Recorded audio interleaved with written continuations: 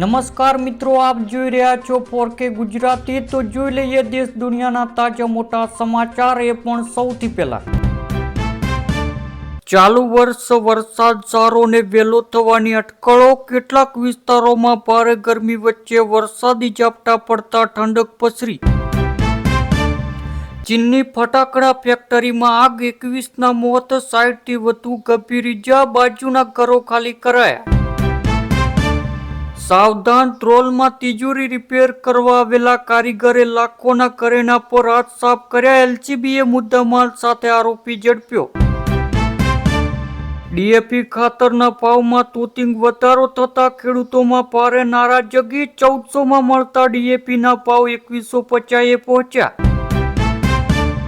ભારતમાં લાવી પોલ લગ્નમાંથી પરત ફરતા ગાડી પલટી મારી, 1નું મોત, 3ને ઇજા। રાજસ્થાન લગ્નમાં હાજરી આપી મુંબઈ પરત ફરતા સાવલી તાલુકામાં ગૌકાર અકસ્માત। 10 ગ્રામ 24 કેરેટ સોનાની કિંમત 1,53,000, જ્યારે ચાંદીની કિંમત 2,70,000 જોવા મળી। 15 મે અગાઉ પેટ્રોલ ડીઝલના ભાવ વધી શકે છે, દરરોજ કંપનીઓને 1,000 કરોડના નુકસાનનો દાવો। વડોદરામાં કાલા ઘોડા સર્કલ પાસે રાત્રે એસટી બસ અને ટેલર વચ્ચે અકસ્માત, મુસાફરોનો બચાવ।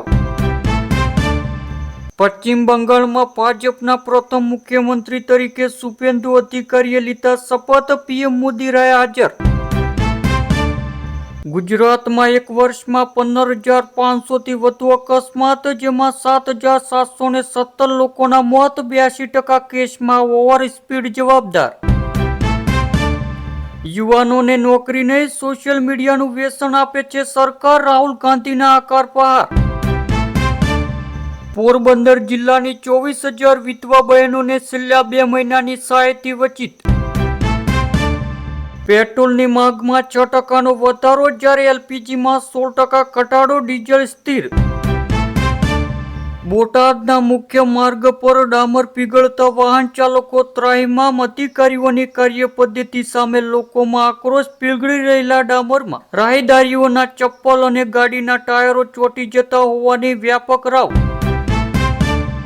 ભાવનગરમાં ઓનલાઈન મંગાવેલી 5 લિક્વિડમાં 800 ml ઓછો આવતા કેસ નોંધાયો। અમદાવાદમાં કાળઝાળ ગરમીનું એલર્ટ, 2 દિવસમાં તાપમાન 44 ડિગ્રીએ પહોંચવાની આશંકા। ગરમીના વધતા પ્રકોપને ધ્યાનમાં રાખીને શહેરમાં આગામી 5 દિવસ માટે યલો એલર્ટ જાહેર કરવામાં આવ્યું છે। વડોદરા મનપામાં વોર્ડ નંબર 1ની ચૂંટણીમાં ગેરરીતિનો આરોપ, કોર્ટમાં ફરી મત ગણતરીની માગ। વડોદરાની અંગ્રેજી વિષયની શિક્ષકાએ 2000 પાનાનું હાથથી રામાયણ લખ્યું, હસ્તલેખન માટે 20 મહિના લાગ્યા। છોટાઉદેપુરમાં આગની 2 ઘટના આવી સામે, નસવાડીમાં આદિવાસી પરિવારનું ઘર બળીને રાખ, બોડેલીમાં બંધ દુકાનમાં લાગી આગ। અમદાવાદના ફતેવાડીમાં 12 લાખના દાગીના રોકડ ચોરનાર બંને મહિલાની ધરપકડ કરવામાં આવી। સુરતમાં એસબીઆઈ બેંક લૂંટ કેસમાં જાપતમાંથી ભાગવાનો પ્રયાસ કરનાર આરોપીને પોલીસે ગોળી મારી। 260 લોકોના મોત માટે જવાબદાર કોણ? અમદાવાદ પ્લેન કેસ મામલે 1 મહિનામાં આવશે ફાઇનલ તપાસ રિપોર્ટ।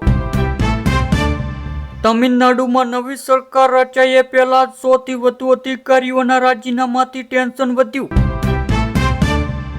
બંગાળ રાજકારણમાં હાલમાં જ બનેલી કચમ મચાવી દેતી ઘટનાએ ભારે ખળભળાટ મચાવ્યો છે, ત્યારે ચંદ્રનાથ રથ પ્રથમ નહીં પણ અત્યાર સુધી શુભેન્દુ અધિકારીના 4 ખાસ વ્યક્તિઓની થઈ ચૂકી છે હત્યા।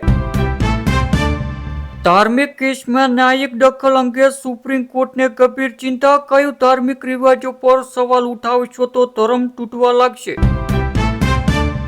પાકિસ્તાનને પુરાવા વગર કર્યા મોટા દાવા, અમે ભારતના 4 રાઇફલ સહિત 8 ફાઇટર જેટ તોડી પાડ્યા।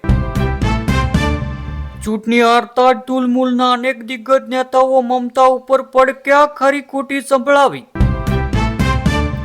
તમિલનાડુમાં મોટો ઉલટફેર, કોંગ્રેસના તમામ 5 ધારાસભ્યો હૈદરાબાદ શિફ્ટ, વિજયની શપથવિધિ પર અસમંજસ। સતત 4થા દિવસે તેજી સાથે ચાંદી 2,60,000 ને પાર, સોનું પણ મોંઘું, સેન્સેક્સ નિફ્ટી તૂટ્યા। પીએમ મોદીએ જાહેર મંચથી અનોખા અંદાજમાં બંગાળની પ્રજાનો આભાર વ્યક્ત કર્યો. ત્યારબાદ પશ્ચિમ બંગાળની ચૂંટણીનું પરિણામ બાદ રાજકારણની સાથે સાથે ખેડૂતોને લઈને પણ એક નવી ચર્ચાઓ તેજ થઈ ગઈ છે. ભાજપની જીત બાદ કેન્દ્રીય ગૃહમંત્રી અમિત શાહનું એ નિવેદન ફરી સુર્ખીઓમાં આવ્યું છે, જેમાં તેમણે પ્રધાનમંત્રી કિસાન સન્માન નિધિની રકમ વધારવાની વાત કરી હતી. ચૂંટણી પ્રચાર દરમિયાન અમિત શાહે ખેડૂતોને વચન આપ્યું હતું કે જો બંગાળમાં ભાજપની સરકાર બનશે તો પીએમ કિસાન યોજના હેઠળ મળતી વાર્ષિક રકમ 6,000 થી વધારીને 9,000 કરવામાં આવશે. વાહનો પર જાતિ સૂચક શબ્દો લખશો તો થશે મોટો દંડ. બિહારમાં પરિવહન વિભાગે તમામ વાહનો પરથી જાતિ સૂચક શબ્દો હટાવવાનો કડક નિર્દેશ આપ્યો છે અને વાહન ચાલક નિયમનું ઉલ્લંઘન કરશે તો 2,000 રૂપિયાનો દંડ ફટકારવાનો આદેશ અપાયો. અમદાવાદ સાયબર ક્રાઇમે એઆઈના દુરુપયોગ દ્વારા આચરવામાં આવતા એક અત્યંત હાઈટેક કૌભાંડનો પર્દાફાશ કર્યો. એઆઈ અને ડીપફેકનો ખતરનાક ખેલ. આધાર કાર્ડ, મોબાઈલ નંબર બદલી લાખોની છેતરપિંડી. આંતરરાજ્ય ગેંગના વધુ 3 સાગરીતો ઝડપાયા. કૃષિ પ્રધાન દેશ ભારતમાં દરરોજ 28 ખેડૂત ખેતમ મજૂરીના આપઘાત. એનસીઆરબીના રિપોર્ટમાં ધડાકો.